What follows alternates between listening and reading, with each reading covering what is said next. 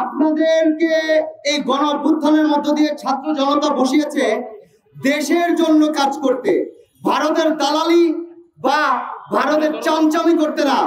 আমাদের দেশটা শেখ হাসিনা একটি ভারতীয় অঙ্গরাজ্যে পরিণত করেছিল।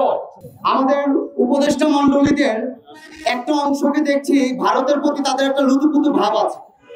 এই লুতুপুতু ভাব সরাতে হবে। আপনাদেরকে এই গণ অভ্যুত্থানের মধ্য দিয়ে ছাত্র জনতা বসিয়েছে দেশের জন্য কাজ করতে, ভারতের দালালি বা ভারতের চামচামি করতে না। যে চামচামি শেখ হাসিনা এতদিন দীর্ঘ 15 বছর করেছে।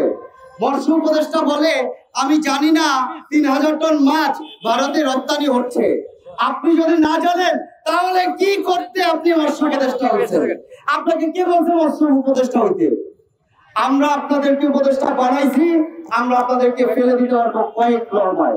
ভুলে যাবেন না, হাসিনার মতো সৈন্য শাসককে যদি সরাতে পারি, আপনাদের মতো উপদেষ্টা যারা আছেন, যারা ভারতের প্রতি লুতুপুতু ভাব নিয়ে চলছেন, সেই লুতুপুতু ভাব নিয়ে টিকে থাকতে পারবেন না। খুব সাবধান, খুবই সাবধান। একটি সময় পত্রিকায় আসে দিল্লিতে তাজ হোটেলে বোমা হামলার দায়ে ওনাদেরকে ভারতীয় আইন শৃঙ্খলা বাহিনী উঠিয়ে নিয়ে গেছিল।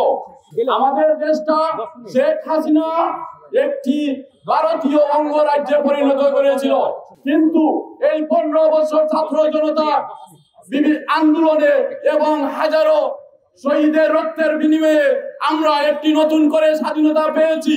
এই মুহূর্তে এই অমিত শাহের বক্তব্য আমরা প্রত্যাখ্যান করি এবং ঘৃণা করি, এবং আমরা এই উপদেষ্টা মহোদয়দেরকে জানাইতে চাই এবং দাবি রাখি, আপনি এই বক্তব্যের কৈফিয়ত চান এবং আন্তর্জাতিকভাবে আমাদের দেশের সীমান্তে যে হত্যাগুলি হয়েছে ফেলানি সহ ঝুলিয়ে রেখেছিল, সেই বক্তব্যটাই উনি আবার পুনরাবৃত্তি করেছে এবং আমরা এর প্রতিবাদ জানাচ্ছি এবং এর বিচার চাই।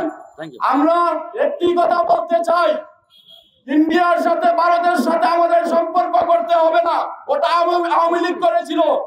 আমাদের নীতি এরকমই করতে হবে যাতে ভারত আমাদের সাথে সম্পর্ক তৈরি করে ওই রকম নীতি তৈরি করতে হবে।